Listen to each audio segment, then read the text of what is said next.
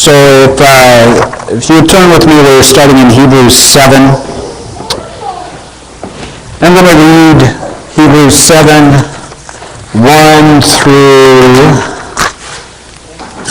13. And then we'll talk about this for a little bit. So this Melchizedek was a king of the city of Salem and also a priest of the God Most High. When Abraham was returning home after winning a great battle against the kings, Melchizedek met him and blessed him. Then Abraham took a tenth of all he had captured in battle and gave it to Melchizedek. The name Melchizedek means king of justice, and king of Salem means king of peace. There is no record of his father or mother or any of his ancestors, no beginning or end to his life. He remains a priest forever, resembling the Son of God. Consider then how great this Melchizedek was. Even Abraham, the great patriarch of Israel, recognized this by giving him a tenth of what he had taken in battle. Now the law of Moses required that the priests who are descendants of Levi must collect a tithe from the rest of the people of Israel, who are also descendants of Abraham. But Melchizedek, who is not a descendant of Levi, collected a tenth from Abraham. And Melchizedek placed a blessing upon Abraham, and one who had already received the promises of God. And without question, the person who has the power to give a blessing is greater than the one who is blessed. The priests who collected tithes are men who die, so Melchizedek is greater than they are because we are told that he lives on. In addition, we might even say that the Levites, the ones who collect the tithe, pay the tithe to Melchizedek when their ancestor Abraham paid a tithe to him. For although Levi wasn't born yet, the seed from which he came was in Abraham's body when Melchizedek collected the tithe from him. So, if the priesthood of Levi, on which the law is based, could have achieved the perfection God intended, why would God need to establish a different priesthood, with a priest in the order of Melchizedek instead of in the order of Levi and Aaron? And if the priesthood is changed, the law must also be changed to permit it. For the priest we are talking about belongs to a different tribe, whose members have never served at the altar as priests. What I mean is, our Lord came from the tribe of Judah, and Moses never mentioned priests coming from that tribe. All right, so everybody remembers Melchizedek, right? Basically, that short passage, verses like 1 through 4 or whatever, that's what I went over a couple months ago, right? Same type of thing. So I'm not going to sit here and rehash the king of peace and king of righteousness, but we are going to talk about a specific thing. The reason that the author is taking the time to discuss this is we're getting past the milk, right? We're getting past the milk. This is some meat now. This is why it's a little deep. That's why it seems a little complicated. The reason that he talks in terms of genealogy, lineage, genealogy. I don't do no science learning. Anyway, so the reason that he's talking about Melchizedek's family tree, every Jewish citizen can trace himself back to Abraham. Track himself back to his, father, grandfather, father. You know who your daddy was and who their daddy was. You can trace your lineage to show that you were a Levite, for example. In order to be the high priest, the only requirement was that you were in the tribe of Levi. Right? You didn't have to take a test. Remember we talked about you didn't have to go to university. High priest you. You only needed to be in the tribe of Levi, and you had to be able to show it. In fact, when the Israelites returned from captivity in Babylon, and they could not prove their lineage back to Levi, they were not allowed to be high priests anymore. So, genealogy, I'm going to say it wrong all day, is very much tied to the Jewish community. So it's very important that he hit this element. Melchizedek, we are given absolutely no information about who his daddy was. This is important. Because we are given no information on who his daddy was, he could not possibly have come from Levi. We know this because he was way before Levi. It is important to point out that he is a high priest even before the high priest was a thing for Israel. The reason that it's important is because Jesus came into this role as high priest, but he wasn't from the tribe of Levi. What tribe was he from? Right. He's in the line of David, tribe of Judah. He is the lion. So, we have had examples in the past, Israel has had examples in the past, where people from the tribe of Judah have tried to step into the high priest role, and it never turned out well. The first example of that is when the first king of Israel, Saul, got tired of waiting. He wanted to get his battle on, but you don't get your battle on until you've offered sacrifices to God for a successful battle. So instead of waiting, he himself gave the sacrifice. And he was immediately rebuked, and he was told specifically he would be wiped out from history. And we know that this came true, that this happened because the next king was David. It didn't come through Saul's line. In fact, Jonathan, David's best friend, was killed in battle. His brother was killed in battle. Their heads were brought forth. In fact, the Israelite who brought the heads to David was killed in battle. Well, not really, it was just David. But anyways, the other example that we're giving of a king from the tribe of Judah trying to do priestly duties was Uzziah. Uzziah?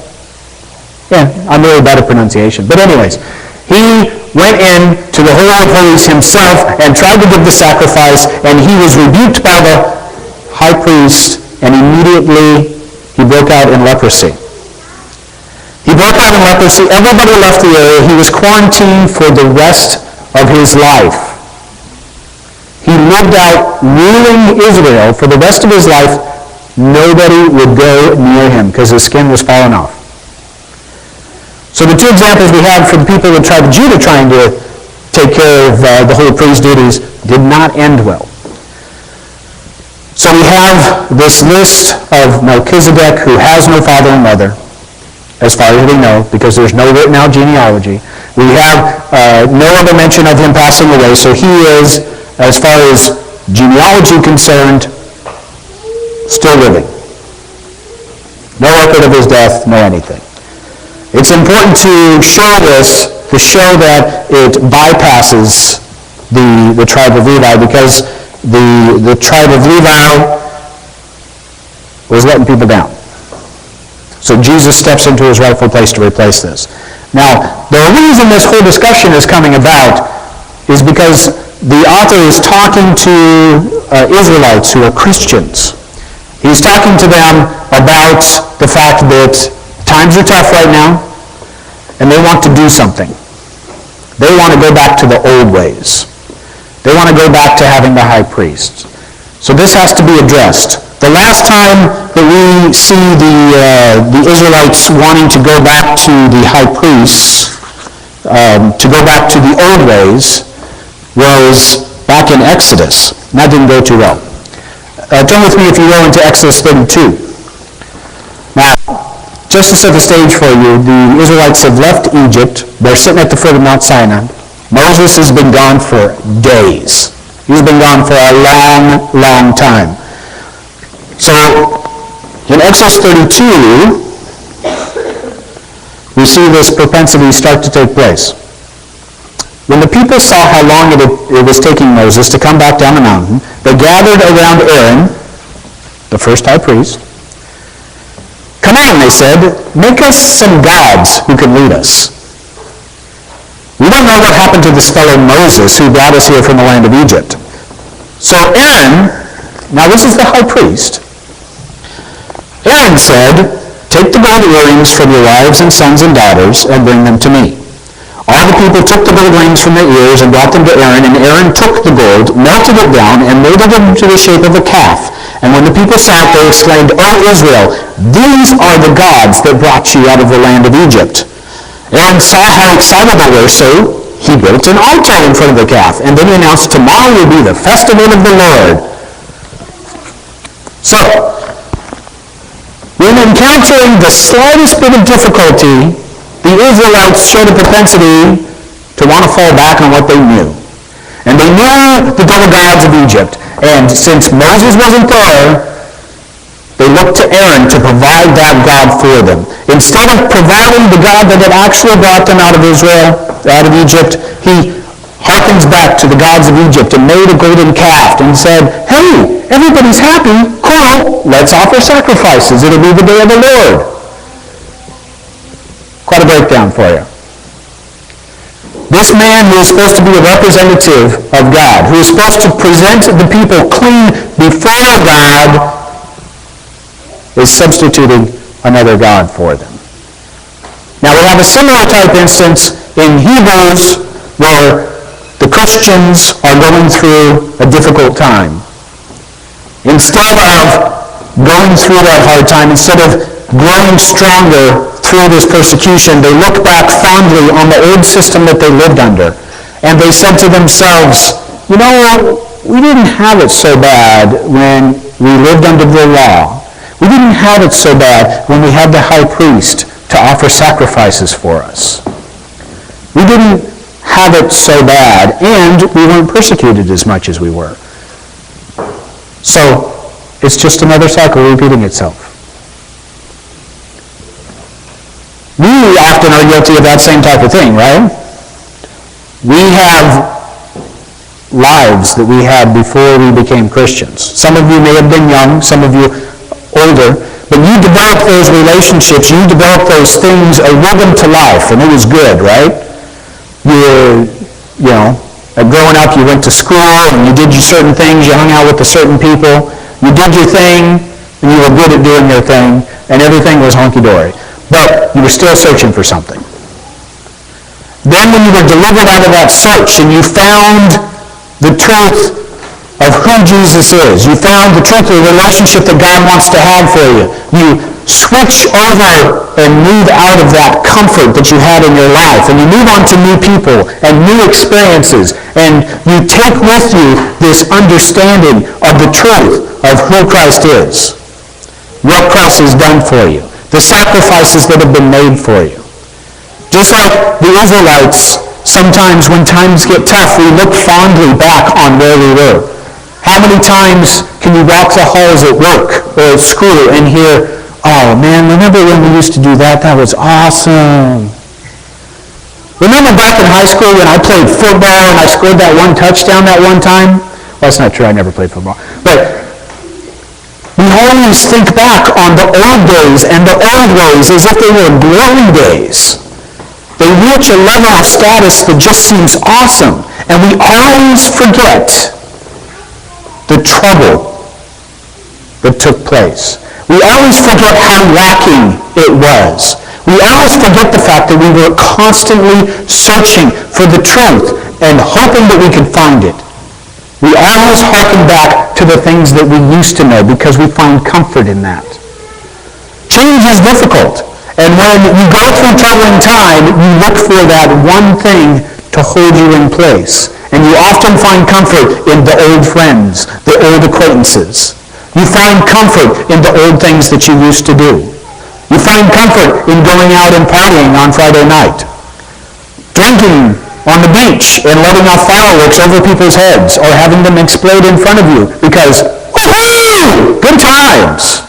Always searching for that happiness that you remember. Here I go, harping on happiness again. Forget about that happiness. Hold on to the truth that led you out of that searching. That question was answered for you. The author of Hebrews has to take the time to say, hey, you remember that? Well, that's great that you remember that.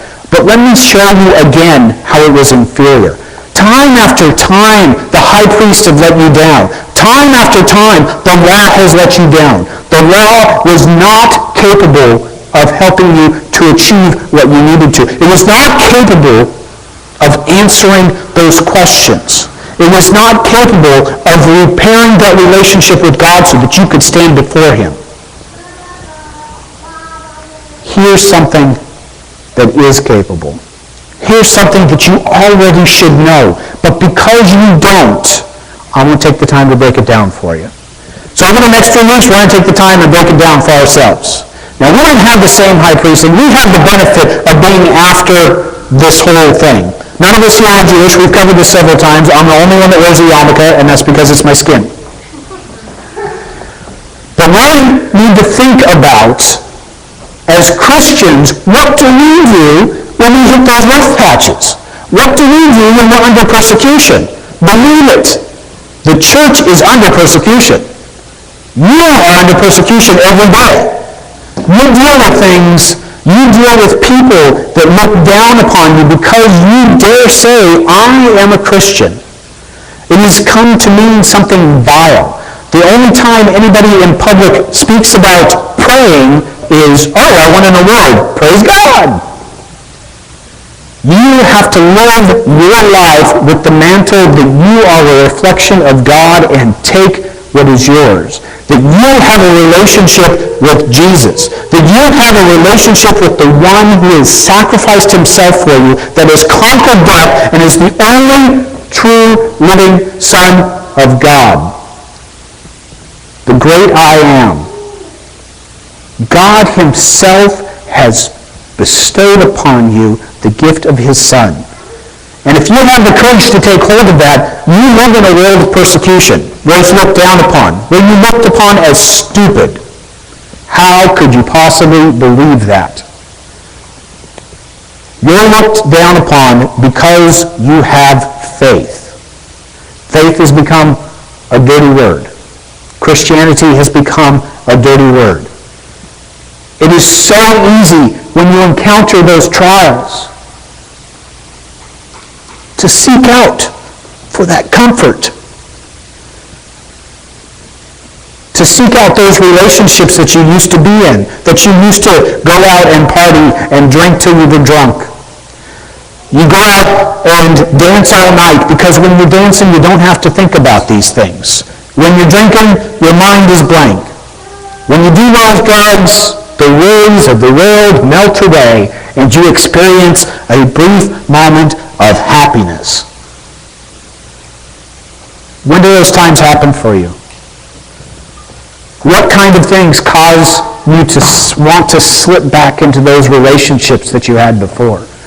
What events, what persecution, what conversations, what relationships, what things crashing in the kitchen make you want to seek out that comfort that you used to know, to look back fondly on that which is lacking and see it as the full bloom that it never was.